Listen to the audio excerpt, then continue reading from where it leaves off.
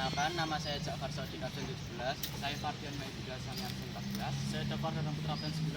Saya Hidden Raja Jogten Absen 16. Saya Tinggi Sadar Absen 12. Saya Muhammad Nafal Ibrahim Absen 21. Dalam era digital yang semakin maju, penggunaan gadget telah menjadi bagian tak terpisahkan dari kehidupan sehari-hari remaja.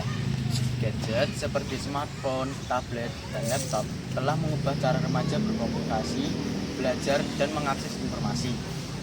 Meskipun penggunaan gadget membawa berbagai manfaat, namun dampaknya terhadap remaja juga perlu diperhatikan. Penggunaan gadget oleh remaja telah menyebabkan perubahan signifikan dalam pola komunikasi dan interaksi sosial. Remaja menghabiskan banyak waktu mereka untuk terhubung dengan teman-teman mereka melalui media sosial dan aplikasi pesan instan. Interaksi langsung tatap muka dengan teman sebaya menjadi kurang, yang dapat berdampak pada perkembangan keterampilan sosial mereka. Selain itu, paparan yang berlebihan terhadap konten yang tidak sesuai usia dan informasi yang tidak dapat diverifikasi juga dapat mempengaruhi persepsi dan pemahaman remaja tentang dunia.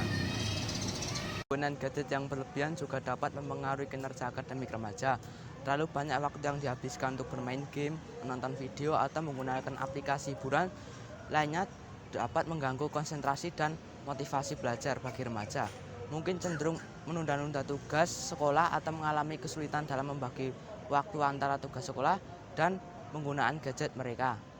Melihat dampak yang mungkin ditimbulkan oleh penggunaan gadget bagi remaja, kami tertarik untuk melakukan penelitian yang berjudul Dampak Penggunaan Gadget Bagi Remaja.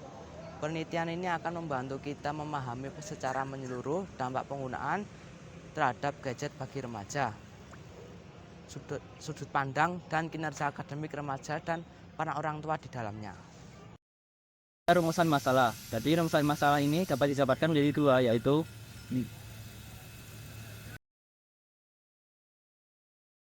dan penelitian ini bertujuan untuk penelitian ini menggunakan metode kualitatif dengan pendekatan melalui studi kasus. Untuk data sumbernya menjadi dua, yaitu primer dan sekunder. Untuk data sumber primer yaitu yang pertama wawancara, yang kedua observasi. Untuk data sumber sekunder melalui literatur. Pengumpulan data menggunakan teknik purposive sampling dengan kriteria yaitu yang pertama umur 15 sampai 18 tahun, anak-anak remaja, yang kedua merupakan siswa SMA, yang ketiga remaja yang memiliki masalah dalam mengelola penggunaan gadgetnya. Cara kita ke seorang remaja, menurutnya gadget bisa berdampak baik dan berdampak buruk sesuai penggunaannya.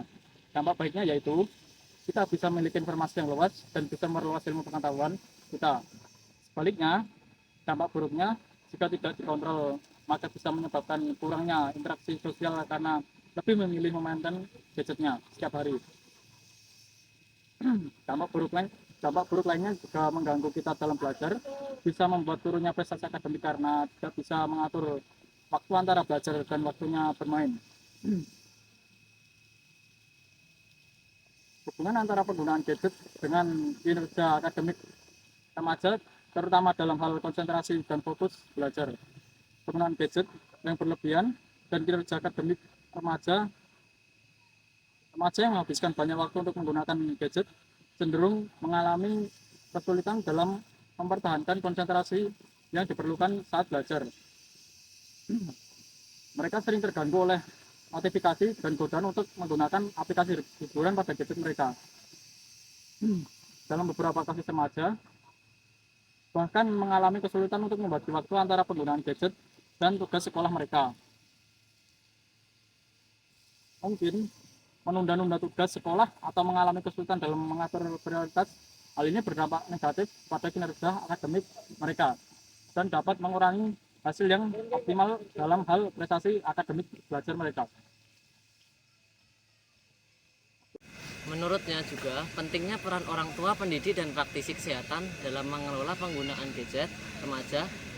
Temuan penelitian menunjukkan bahwa pendekatan yang terpadu dan kolaboratif antara semua pihak ini dapat berkontribusi pada penggunaan gadget yang bijak dan sehat oleh remaja. Selain itu, ada juga beberapa strategi efektif untuk membantu remaja menggunakan gadget dengan bijak dan sehat sebagai berikut. Pembatasan waktu,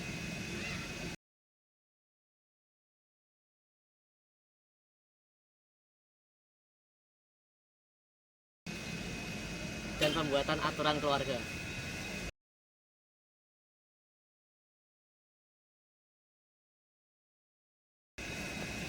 Penelitian ini dapat disimpulkan bahwa peran aktif dari orang tua dan pengelolaan aktif dalam penggunaan gadget membuat remaja lebih baik dalam penggunaannya. Sehingga remaja dapat terhindar dari dampak negatif gadget dan bisa mencapai prestasi akademik yang lebih baik. Sekian kesimpulan dari saya. Yang dapat kami sampaikan, bijaklah dalam memakai gadget dan jangan biarkan gadget menguasaimu.